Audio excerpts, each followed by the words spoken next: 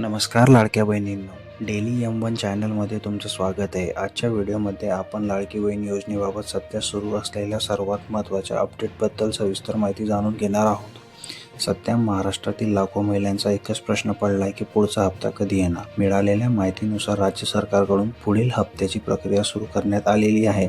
सध्या लाभार्थ्याची यादी, कागदपत्रे तपासणी मोठ्या प्रमाणात सुरू आहे, त्यामुळे काही महिलांच्या खात्यात पैसे येण्यास थोडा उशीर लागू शकतो। सरकारकडून स्पष्ट करण्यात आले आहे की योजना बंद होणार नाही आणि पुढेही सुरू राहणार आहे, त्यामुळे पात्र महिलांना दर महिन्याला 1500 रुपये मिळणार आहेत।